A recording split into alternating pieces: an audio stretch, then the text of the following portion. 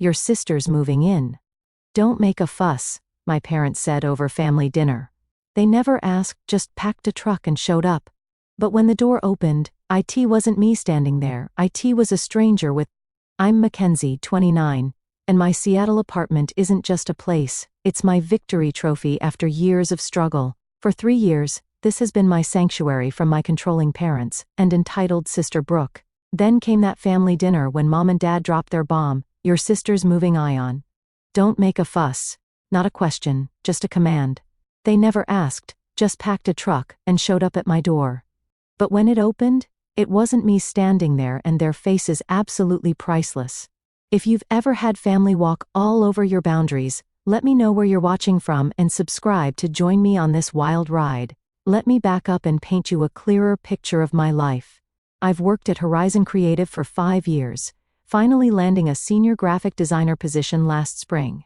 The promotion came with a decent raise, not enough to afford anything fancy in Seattle's insane housing market, but enough to comfortably cover rent on my 1-bedroom plus office apartment in an older building in Capitol Hill.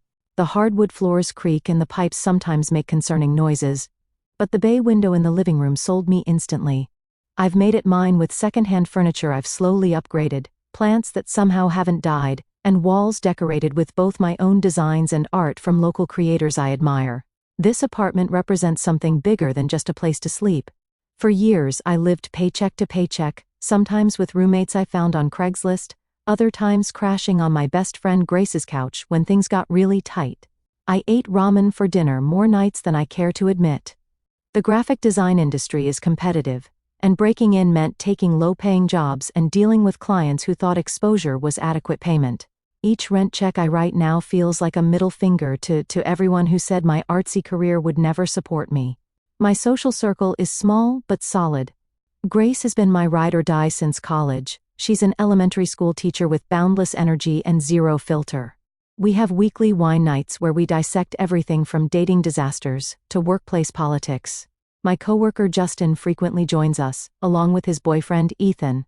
These people know the real me, they've seen me at my worst and still choose to hang out with me. Then there's my family, particularly my sister Brooke. Brooke is 32 but acts like she's still in college. Growing up, she was the undisputed favorite child. When we were kids, my dance recitals were often missed because Brooke had a cold or needed help with homework. My 10th birthday party was canceled because Brooke, then 13, had gotten detention, and mom and dad were too stressed to handle a house full of kids. Meanwhile, Brooke's 13th birthday featured a professional DJ and catering. This pattern continued into adulthood. Brooke has never held a job longer than 8 months. Her resume reads like a tour of the city's retail and restaurant scene. She's always quitting because a manager had it out for her or the environment was toxic. Yet somehow, she always has the latest iPhone and designer clothes. Her relationship history follows a similar pattern. Her latest boyfriend, Troy, lasted almost a year, a record for Brooke. He seemed like a decent guy from the few times I met him, with a stable job in construction management. I wasn't surprised when she called me crying that they'd broken up. According to her, he was controlling because he suggested they create a budget together. The real issue is that our parents enable all of this. When Brooke needs money for rent, which is often, they transfer it without question. When she gets fired, it's always the employer's fault. My parents, Richard and Karen, raised us in a comfortable suburban home about an hour outside the city. Dad works in insurance and mom is a part-time school administrator. They're not wealthy, but they're stable, something they achieved through careful financial planning, ironically enough. Their parenting style could be described as traditional with a side of manipulation. Family loyalty is paramount, and disagreement is seen as disrespect. Mom specializes in guilt trips that would impress a travel agent. "We just want what's best for you" really means we know better than you do. Dad prefers the direct approach, stating his opinion as fact and expecting compliance. Challenging him usually results in him shutting down the conversation entirely. This brings me to that fateful family dinner 3 weeks ago. I try to have dinner with my parents twice a month, partly out of genuine desire to maintain a relationship, partly to manage the guilt that builds up if I go too long without seeing them. This particular Sunday, Mom had made pot roast, my favorite, which should have been my first clue something was up. The meal went smoothly enough. with the usual inquiries about my job and not so subtle questions about my dating life. Then came dessert, homemade apple pie with vanilla ice cream. As Mom served it, Dad cleared his throat in that way that signals an announcement is coming. "Mackenzie, we need to discuss something important," he began, his tone immediately putting me on edge. "What's up?" I asked, trying to sound casual while mentally calculating when I'd last called or visited, wondering if I'd forgotten some family obligation. "It's about your sister," Mom interjected, placing a hand on Dad's arm. "She's going through a rough patch. Troy broke up with her," Dad continued, his voice carrying a note of annoyance that suggested he thought Troy was the one making a mistake. "Kicked her out of their apartment." "Oh." I wasn't surprised, just sad for her. "That's tough. Is she staying with you guys for now?" The look they exchanged made my stomach drop. "Well, that's what we wanted to talk about," Mom said, her voice taking on that sugary quality that meant I wasn't going to like what came next. "Your sister's moving in with you." I nearly choked on my pie. "What?" "Your sister's moving in. Don't make a fuss," Dad said firmly. "She needs a place to stay, and you have that extra room you use as an office. It makes perfect sense." It didn't make any sense at all. They hadn't asked, they were telling me. As if my apartment, which I paid for with my own money, was somehow community property. "Did Brooke ask about this?" I managed, trying to keep my voice steady. "She's embarrassed," Mom explained. "You know how proud she is. But she needs family right now." "I can't just, it's already decided," Dad interrupted. "The truck is packed. She'll move in this Saturday." And just like that, my sanctuary was being invaded, my boundaries trampled, and my opinion deemed irrelevant, all in the space of a 5-minute conversation over apple pie. My fork clattered against the dessert plate as I set it down, appetite gone. "Wait a second. You can't just decide this without talking to me first." Dad's eyebrows rose in that way that had intimidated me since childhood. "We're talking now." "No, you're telling me after you've already made the decision," I countered, feeling heat rise to my face. "My apartment is tiny. It's a 1-bedroom, with a small office, not a 2-bedroom. You have that little office space," Mom pointed out, as if I might have forgotten my own floor plan. "Brooke doesn't need much room.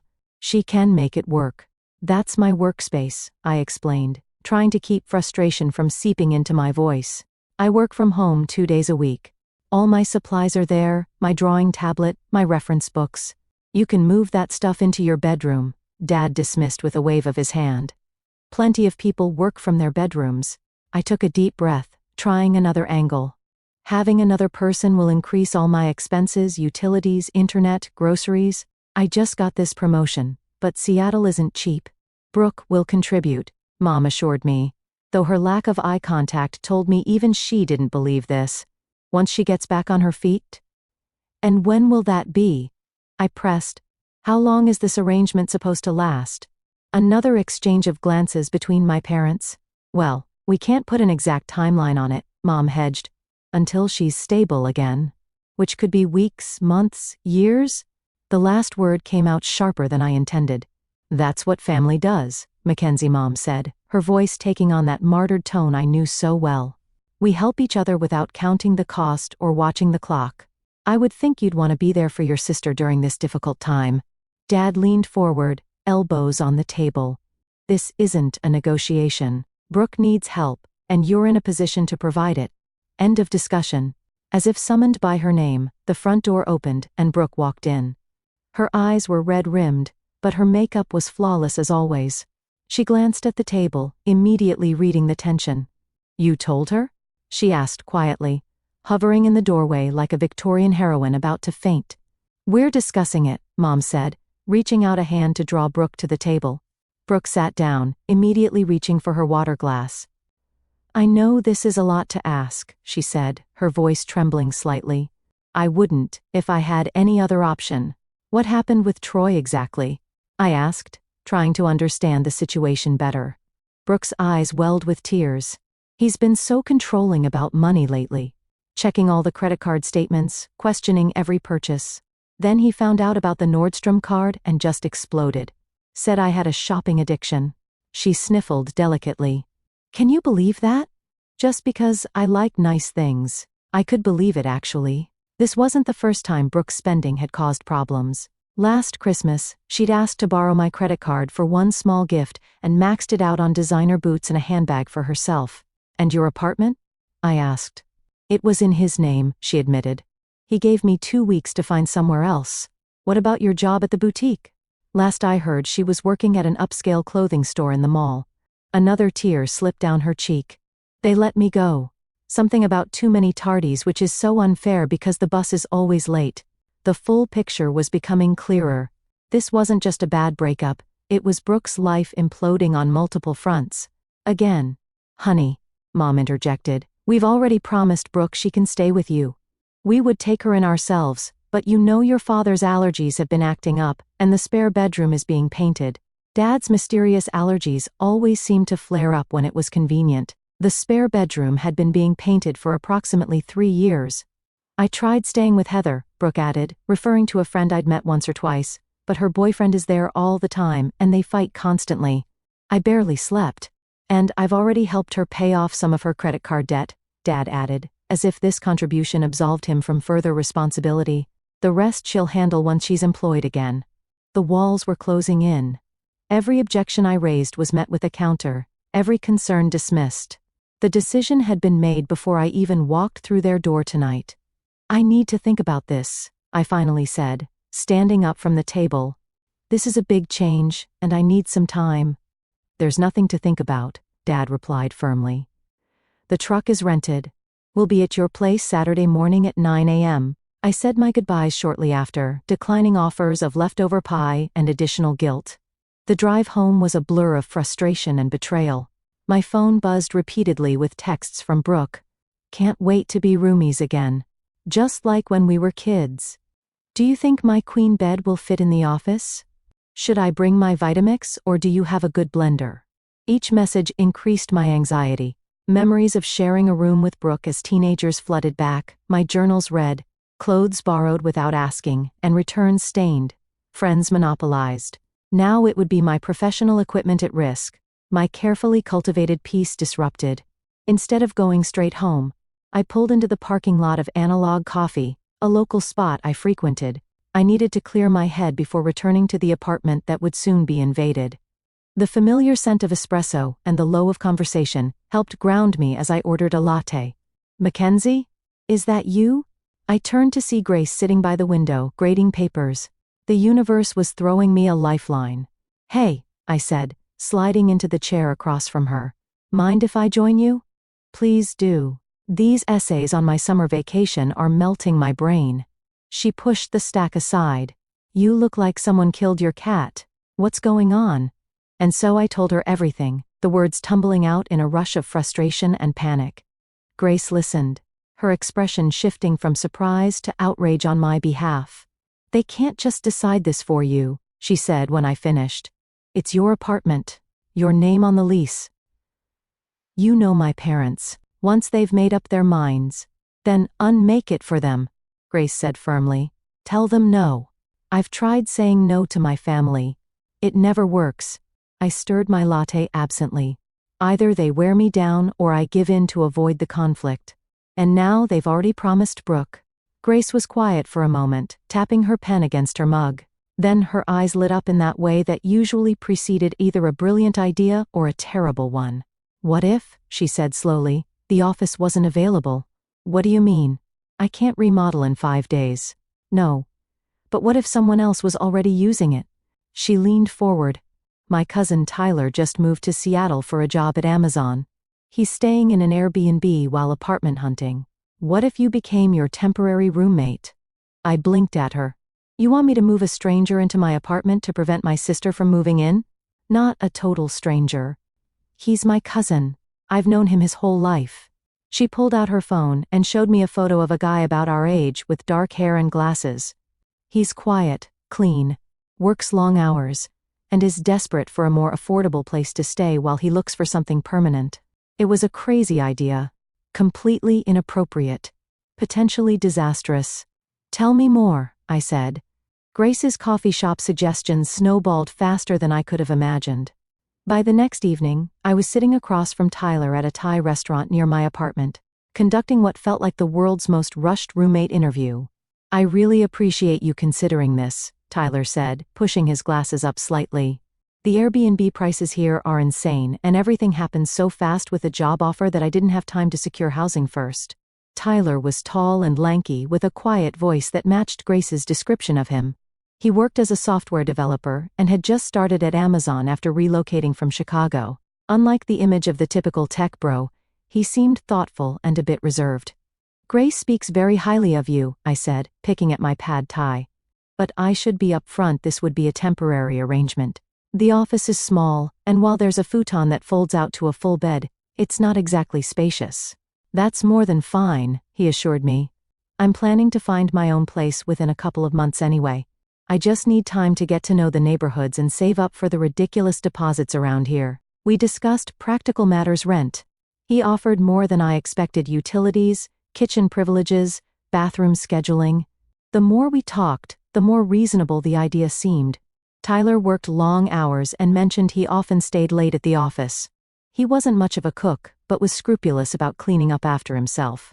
He didn't party, had no pets, and his main hobby was reading science fiction novels.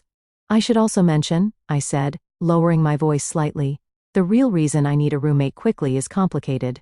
My sister was supposed to move in this weekend. My parents decided this without asking me, and I'm trying to prevent that from happening."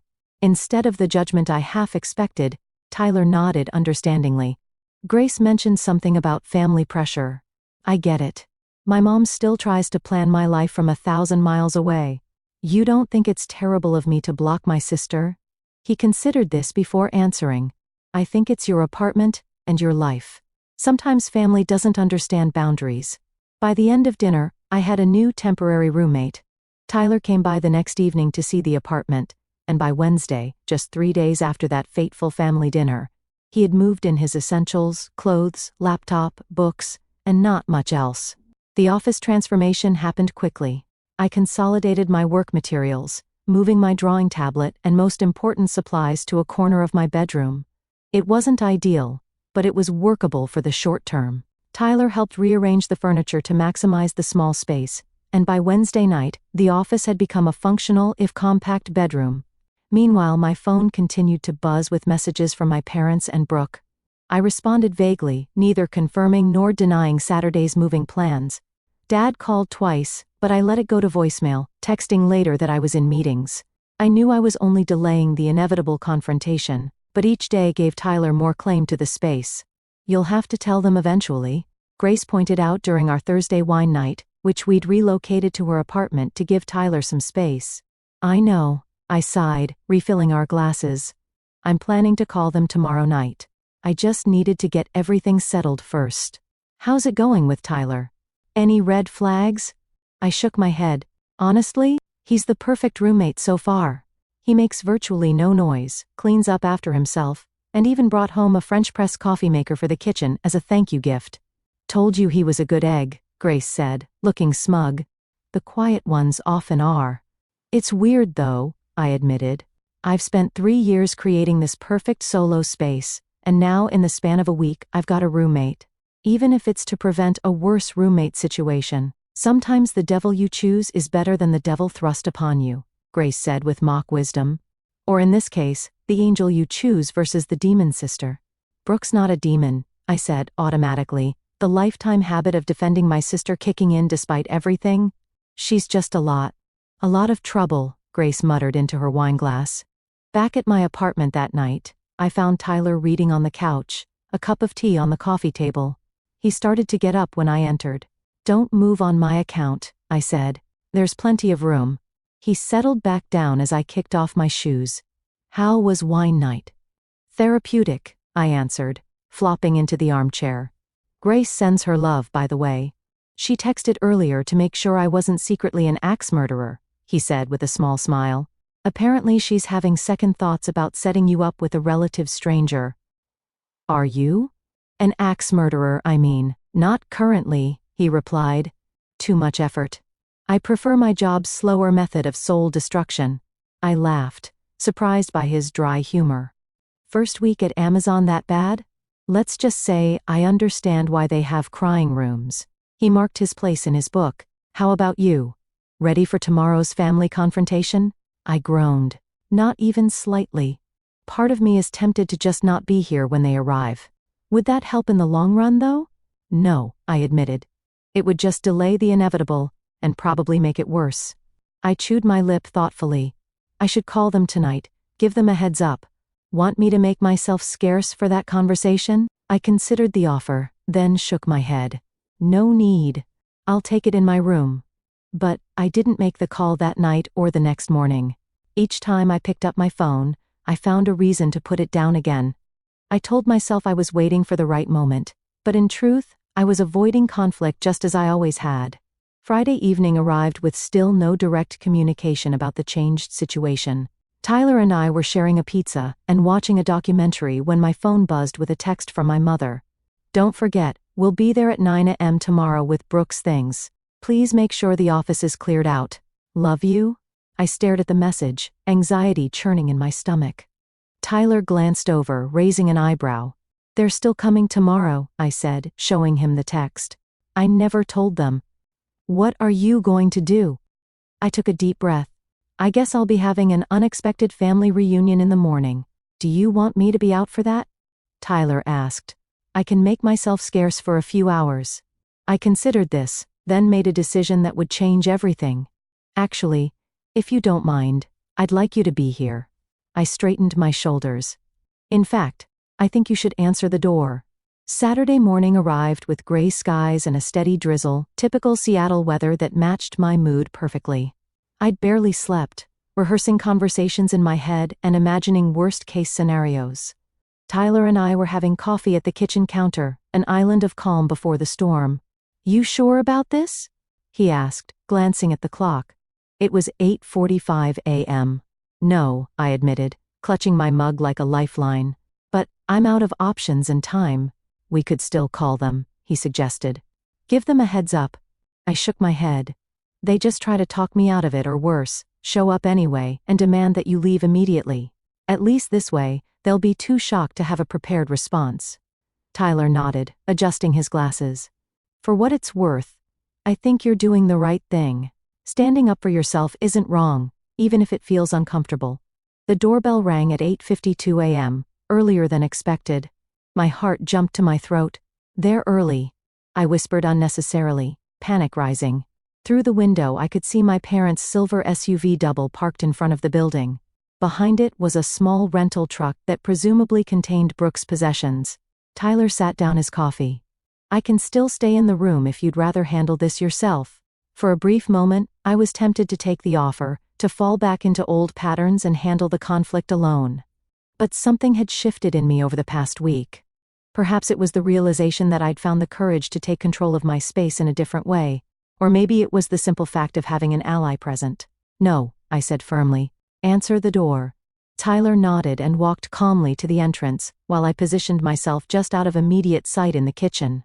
The doorbell rang again, more insistently this time, followed by a knock. I heard the door open and held my breath. Can I help you? Tyler's voice was polite, but confused. Exactly as we'd discussed. There was a moment of complete silence. I think we have the wrong apartment, my father's voice finally said, uncertainty clear in his tone. We're looking for Mackenzie Wilson. This is Mackenzie's apartment, Tyler confirmed. I'm Tyler, her roommate.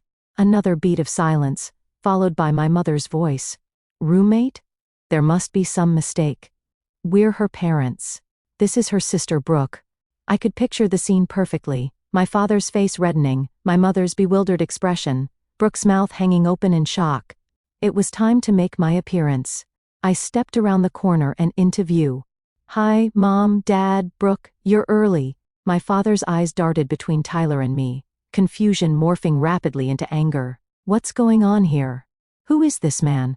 Before I could answer, my mother pushed past Tyler into the apartment, her gaze immediately falling on his belongings. The stack of books on the coffee table, the laptop on the desk in the corner, the jacket hanging by the door. Mackenzie Jane Wilson, she said, using my full name as if I were still a child. What have you done? Brooke remained in the hallway, her expression shifting from shock to hurt to anger in rapid succession. You got a roommate to keep me out?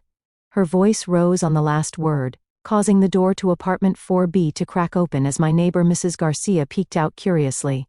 "Can we please take this inside?" I said, mortified at the public spectacle. "Mrs. Garcia, sorry for the noise." "No problem, dear," she replied, clearly not meaning it, and in no hurry to close her door.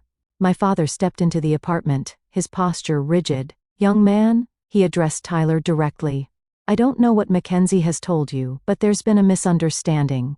We need you to leave immediately." Tyler stood his ground, calm but firm. "Sir, I've signed a rental agreement with Mackenzie. I live here now." "Rental agreement?"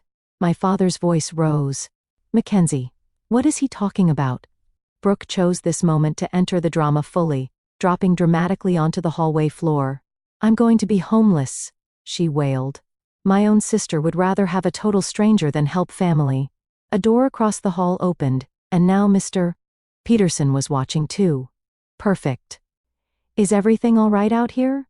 Mr. Delgado, our building manager, appeared at the top of the stairs, attracted by the commotion. "We've had noise complaints.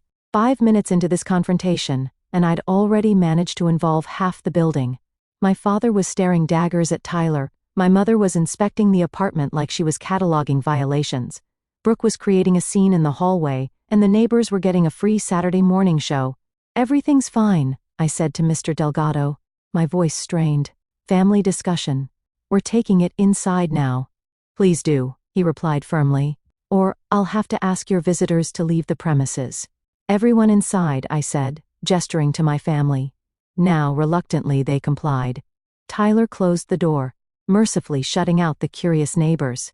The small apartment suddenly felt even smaller with 5 people inside it.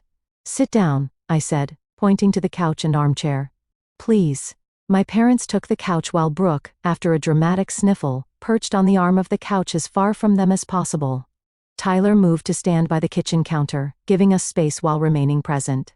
The moment of truth had arrived. I took a deep breath, unclenching my fists at my sides. The apartment fell silent, as everyone waited for an explanation, the only sound the faint ticking of the wall clock, and Brooke's occasional theatrical sniffles. "I need everyone to listen to me," I began, my voice steadier than I expected. "Really listen without interrupting." Dad opened his mouth, but Mom placed a hand on his arm, silencing him. I took that as permission to continue. For as long as I can remember, what I want, what I need has always come second in this family. The words felt dangerous, like stepping onto thin ice, but I pressed on. When we were kids, Brooke's dance recitals were family events with flowers and dinner celebrations. Mine were attended if it was convenient. My 10th birthday was canceled because Brooke got detention, but her 13th had professional catering and a DJ. "That's not fair," Mom started, but I held up my hand. "Please, let me finish." She pressed her lips together, clearly unhappy, but complying. This pattern never stopped. "In college, when I needed help with tuition, I was told to take out loans because you were helping Brooke with her maxed-out credit cards. When I graduated and was living on ramen to make rent, you were paying Brooke's security deposit on her 3rd apartment in 2 years." I turned to look directly at my sister. "Brooke, I love you. You're my sister. But this isn't about not wanting to help you. This is about the fact that once again, Mom and Dad decided what would happen with my life in my home without even asking me." Brooke's expression was hard to read, part hurt, part defiance, but also something else. Something that looked almost like understanding. "I have worked incredibly hard for this apartment," I continued. "I saved for months for the security deposit. I painted it myself. I bought furniture piece by piece when I could afford it. This is the first place that has ever been truly mine, and I have the right to decide who lives here." I gestured toward Tyler, who was standing quietly by the counter. "This is Tyler. He's Grace's cousin and my new roommate. He moved in 3 days ago." "You did this deliberately," Dad said, his voice low with anger, "to shut out your sister." "Yes," I admitted, refusing to sugarcoat it. "I did. Because for once, I decided to prioritize what I needed instead of what everyone else wanted from me." "So you'd rather have a stranger in your home than your own sister?" Mom asked, her voice thick with disappointment. "He's not," I began. But Tyler stepped forward slightly, "If I may," he said politely. "I understand this is a family matter, and I'm an outsider here, but Mackenzie and I have a legal roommate agreement. I've paid rent and moved my belongings in. I'm happy to give you privacy to discuss this further, but I wanted to make the situation clear. Dad turned his glare on Tyler. And who exactly are you? Where did you come from? How do we know you're not taking advantage of our daughter? Dad, I exclaimed, mortified. It's a fair question, Tyler replied calmly. I'm Tyler Ramirez. I recently moved to Seattle from Chicago for a software development position at Amazon. I'm Grace's cousin, you can call her to verify that. I needed temporary housing while I searched for an apartment, and Mackenzie needed a roommate. It was mutually beneficial. Mutually beneficial, Dad repeated sarcastically. While your own sister is left without a place to live. That's cold, Mackenzie. I didn't raise you to be so selfish. The word selfish hit me like a slap. How many times had I heard that when I tried to set even the smallest boundary? When I couldn't babysit Brooke's goldfish because I had a final exam, when I couldn't lend Mom my car because I needed it for work, when I couldn't co-sign Brooks's lease because my own credit was still recovering from student loans. It's not selfish to have boundaries, I said quietly. It's not selfish to expect to be asked rather than told. It's not selfish to want some control over my own living space. We're family, Mom said, as if those two words trumped all other considerations. Family helps family. I would have helped, I replied. If you had asked. If you had respected me enough to have a conversation instead of an announcement. If there had been any consideration of what this would mean for my life and work. An uncomfortable silence fell over the room. Tyler shifted slightly, then spoke again. I think I'll step out for a bit, give you all some privacy to talk. He looked at me. Text me when you'd like me to come back. I nodded gratefully, and he slipped out the door, leaving me alone with my family. The apartment felt both emptier and more pressurized without his calming presence. As soon as the door closed, Brooke stood up. Well, this is just perfect, she said, tears welling in her eyes. My little sister hates me so much she'd rather live with a total stranger.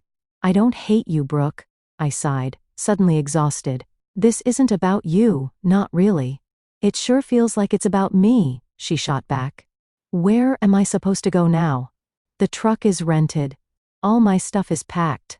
You could stay with Mom and Dad, I suggested. Dad's allergies seem to come and go conveniently. Dad's face reddened. Now wait just a minute. No, she's right, Brooke interrupted, surprising all of us. She turned to our parents. Why exactly can't I stay with you? The spare room has been being painted for what, 3 years now? Mom looked flustered. Well, it's your father's allergies have been particularly bad lately and that's bullshit, Brooke said flatly. Brooke, Mom gasped. Language. No, I wanna know, she pressed, suddenly animated in a way I hadn't seen before. Why push me onto Mackenzie? Why not help me yourselves? Dad and Mom exchanged uncomfortable glances. We thought, Dad began, then stopped. You need to learn independence, Brooke. You're 32 years old. You can't keep bouncing from crisis to crisis expecting others to catch you. I blinked in surprise. This was not the direction I had expected this conversation to go. So, your solution was to force me on Mackenzie? Brooke asked incredulously.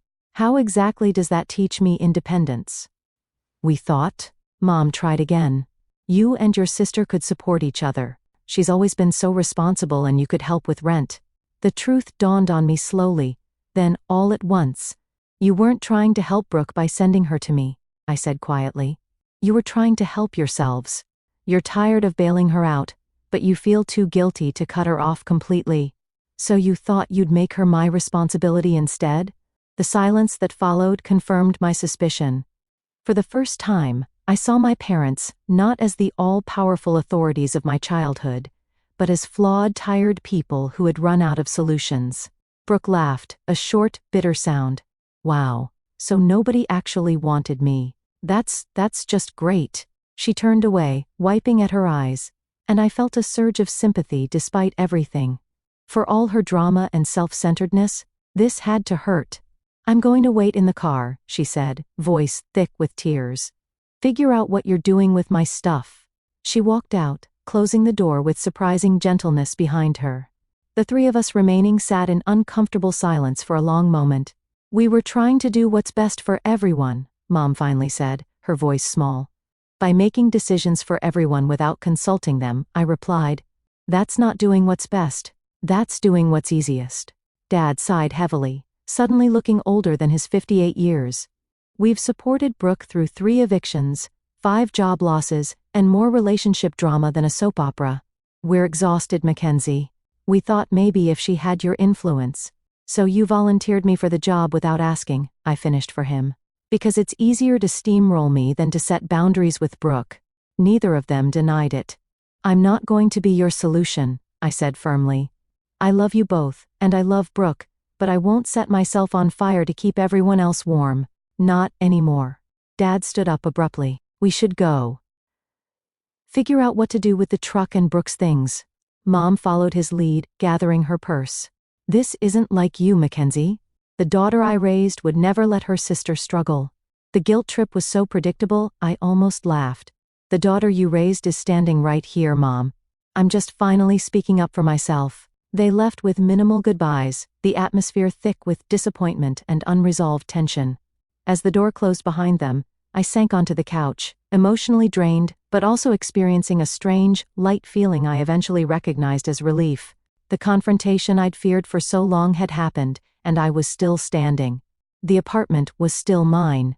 And for perhaps the first time in my adult life, I had set a boundary with my family and held it, despite the guilt and pressure. I was about to text Tyler when there was a soft knock at the door. Thinking he might have forgotten his key, I opened it without checking the peephole. Brooke stood there alone, eyes red but dry. Can we talk? She asked quietly. Just us. I hesitated for just a moment before stepping aside to let Brooke in. She entered cautiously, as if she were now a guest, rather than the entitled sister who had expected to move in without invitation. Mom and Dad left? I asked. Closing the door, she nodded. They're sitting in the car, probably plotting their next move. A ghost of a smile crossed her face. Dad's doing that thing where he taps the steering wheel and mutters to himself. I knew exactly what she meant, the familiar gesture our father made when his plans were derailed. Despite everything, I found myself smiling too. Do you want some coffee? I offered, moving toward the kitchen. Tyler bought a French press. Sure, she said, perching on the edge of the couch. He seems nice. Grace's cousin, you said? I busied myself with the coffee preparation, grateful for the distraction. Yeah. He just moved here from Chicago. Works at Amazon. And you just happened to find a roommate the exact week I needed a place to stay? I paused, then decided honesty was the only path forward. I called Grace in a panic after dinner Sunday night. She suggested Tyler as an alternative to you moving in. Brooke nodded slowly, absorbing this. So you really didn't want me here that badly. I turned to face her. It wasn't about not wanting you, Brooke. It was about not wanting to be told what would happen in my own home. It was about years of feeling like my needs always come second. I poured the coffee and brought 2 mugs to the living room, settling into the armchair across from her. Tyler had texted that he was getting breakfast at the cafe down the street and would be back in an hour, giving us plenty of time to talk. Brooke wrapped her hands around the mug but didn't drink. You know what's weird? When Mom and Dad told me I'd be staying with you, I didn't want to. This surprised me. You didn't. She shook her head. I wanted to say no. I knew your place was small and we haven't exactly been close lately. But they insisted it was the only option, that you'd be fine with it. She trailed off, staring into her coffee. It was easier to go along with it than to argue. I know that feeling, I said quietly. I'm sure you do. She finally looked up at me. We've both been playing our assigned roles for so long, haven't we? You're the responsible one. I'm the mess. You achieve, I fail. You save, I spend. I'd never heard Brooke speak with such self-awareness before. When did you become so insightful? A small, sad smile. Therapy. For the past 6 months, actually. Troy's idea originally. My shopping? She hesitated. It's not just liking nice things. It's an addiction. I buy things when I'm anxious, or sad, or empty. The high lasts about 5 minutes. Then the guilt sets in. But by then, I've already spent money I don't have. This was more honesty than Brooke had shown in years. I didn't know you were in therapy. I didn't tell anyone. I was embarrassed. The perpetual screw-up, finally admitting she screwed up. She took a sip of coffee. I was making progress too. Had a budget? Was sticking to it mostly. Then Troy found the Nordstrom card I'd hidden, and realized I'd lied about stopping. He said he couldn't trust me anymore. I'm sorry, I said and meant it. That must have been hard. It was. She set down her mug. The truth is, Mackenzie, I'm jealous of you. I always have been. I nearly choked on my coffee. Jealous? Of me? But you were always the favorite.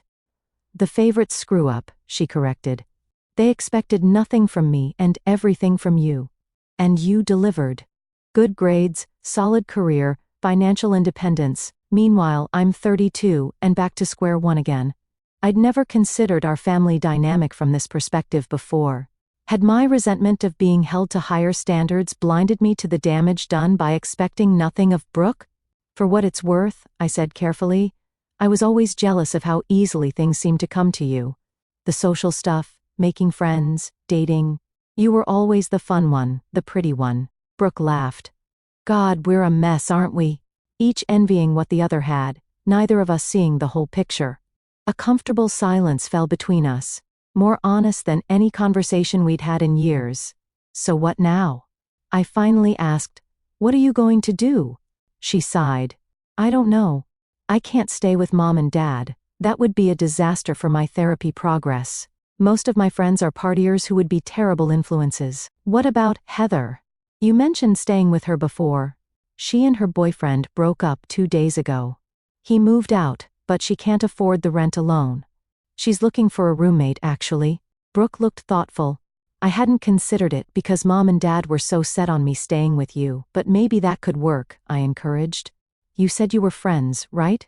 Since college. She's one of the few friends who knows about my therapy and shopping issues.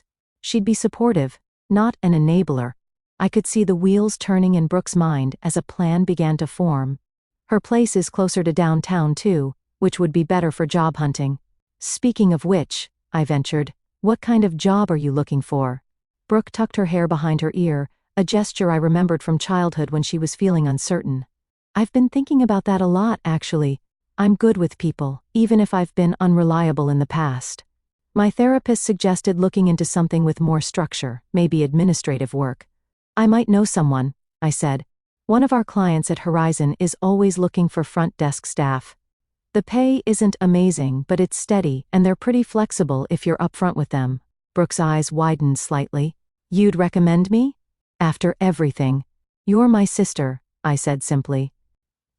I want to help. Just not by having you take over my home without asking. She nodded slowly. I understand that now. I'm sorry I didn't see it sooner. A text notification pinged on my phone. Tyler asking if it was okay to come back yet. I replied affirmatively, then looked back at Brooke. I think this might be the first real conversation we've had in years, I observed. Probably since before college, she agreed. It's nice. Weird, but nice. The door opened, and Tyler entered, carrying a bag from the bakery downstairs. He hesitated when he saw Brooke. Sorry, should I? It's fine, I assured him. Tyler, this is my sister Brooke.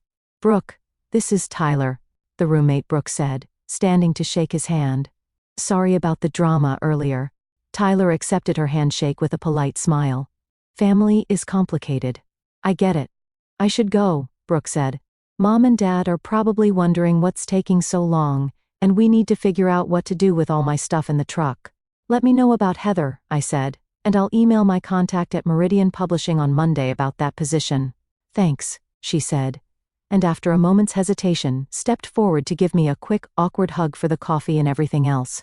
After she left, Tyler set the bakery bag on the counter. That seemed to go better than expected. Surprisingly, yes, I agreed, still processing the shift in our sibling dynamic. We actually talked, like adults. And your parents? I sighed. That's going to take longer. They left angry and disappointed. Mom's probably already drafting the guilt trip text messages. True to prediction, my phone buzzed with a message from my mother less than an hour later. I hope you're happy with your decision. Brooke is devastated. Call when you're ready to apologize. I showed it to Tyler, who winced sympathetically. Classic guilt technique. One of her specialties, I agreed. Putting the phone away without it would have worked on me a week ago. And now? I considered the question. Now I'm sad they're upset, but I'm not going to apologize for setting a boundary. The next few days established a new pattern. Tyler and I settled into a surprisingly comfortable roommate routine. He was often gone before I woke up and worked late most evenings, but we established a habit of sharing coffee on weekend mornings. He was tidy, respectful of my space, and unexpectedly easy to talk to once his initial reserve faded. Brooke texted to let me know she was moving in with Heather temporarily, and I followed through by connecting her with my contact at Meridian. To my surprise, she landed an interview within days. My parents maintained radio silence except for a terse group text announcing that Sunday dinner would be postponed until further notice. It hurt, but I recognized the tactic for what it was, an attempt to make me come crawling back, apologizing for my selfishness. Instead of giving in, I used the opportunity to work with my newly found therapist, prompted by seeing how therapy had helped Brooke to examine the family patterns I'd accepted for so long. Our sessions helped me understand that my parents' controlling behavior and my habitual compliance weren't simply personality traits, but a dysfunctional system that had shaped all our relationships. By the third week after the confrontation, Brooke had started her new job at Meridian and reported cautiously positive progress. "This structure helps," she texted, having set hours and clear expectations. "And I opened a savings account that's harder to access than my checking." Baby steps? It was Grace who finally broke the stalemate with my parents by inviting all of us, including Tyler, to dinner at her apartment. "Neutral territory," she explained when I questioned her motives. "And I'll be there to referee if needed." To my surprise, my parents accepted. As did Brooke. And somehow, on a rainy Saturday evening a month after the confrontation, we found ourselves seated around Grace's dining table, the atmosphere tense but civil. "This is delicious, Grace," my mother said, breaking an awkward silence. "Did you make the sauce yourself?" "Tyler did, actually," Grace replied, nudging her cousin with her elbow. "He's the chef in the family." All eyes turned to Tyler, who looked embarrassed by the attention. "It's just marinara. My grandmother's recipe." "It's very good," my father said stiffly, the closest thing to approval he'd shown all evening. The conversation limped along through dinner, carefully avoiding any mention of the conflict until Brooke, of all people, addressed the elephant in the room. "So, are we going to talk about what happened, or just pretend everything's normal while radiating awkwardness?" Mom's fork clattered against her plate. "Brooke, please." "No, she's right," Dad said, surprising all of us. He set down his napkin and looked directly at me. "We owe you an apology, Mackenzie." I nearly dropped my water glass. In 29 years, I could count on one hand the number of times I'd heard my father apologize for anything. "Your mother and I have been doing some thinking," he continued. "And some talking with a professional." He said the last word as if it tasted strange in his mouth. "You're seeing a therapist?" I couldn't keep the shock from my voice. "Family counselor," Mom clarified quickly. "Just a few sessions.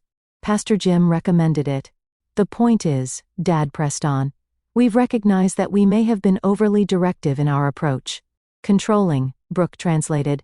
"The word is controlling, Dad." He frowned, but didn't dispute it. "We thought we were doing what was best for both of you. Pushing Mackenzie to be responsible, protecting Brooke from consequences. But we can see now that we've done neither of you any favors. We love you both so much," Mom added, her eyes glistening.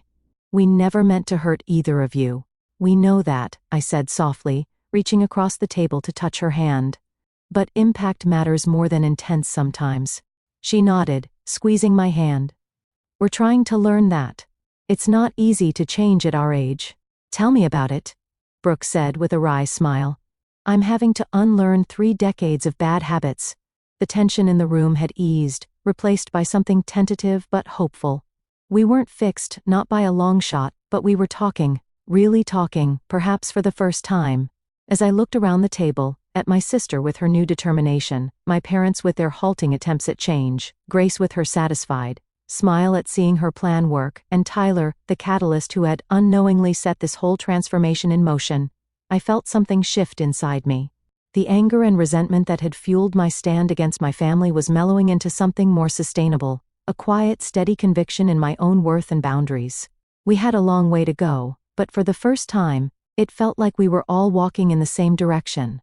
3 months after that fateful Saturday when a stranger opened my door instead of me, my life has transformed in ways I never could have predicted. Tyler, initially a temporary solution to a family crisis, has become a permanent roommate and one of my closest friends. His quiet presence and unwavering respect for boundaries helped me recognize what healthy relationships actually look like. We've settled into a comfortable routine of shared meals, occasional movie nights, and a mutual understanding that sometimes we both need space. I've even introduced him to some of my coworkers, expanding both our social circles. Brooke has surprised everyone, perhaps herself most of all.